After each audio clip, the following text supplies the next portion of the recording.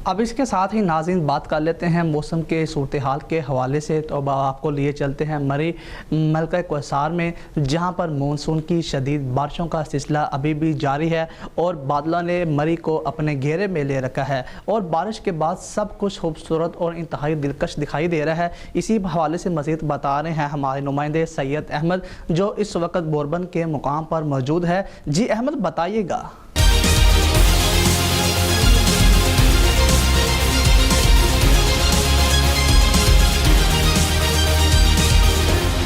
जी बिल्कुल, इस वक्त मैं मौजूद हूँ मलका कौसार मरी फॉरेस्ट रेस्ट हाउस बोरबन के मुकाम पर।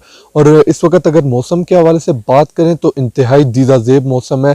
अभी जो है बारिश जो हो रही है हल्की हल्की रिमझिम, उससे मौसम इंतहाई निखर गया है और बादल ने भी चारों तरफ से मरी को अपने घेरे में ले रखा है।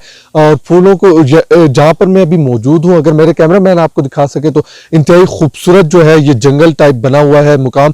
और घने जंगलों को देखने के लिए सियाह जो है बड़े दूर दूर से यहाँ पर आकर इस खूबसूरत पॉइंट को जो है वो एंजॉय करते हैं। जबकि इस वक्त माल रोड, पतराटा, न्यू मरी और दीगर सियाती मुकामात पर भी जो है वो सियाह जो है इस वक्त तफरीह कर रहे हैं, इस खूबसूरत मौसम से लुत्फानंदोज हो रहे हैं। जी।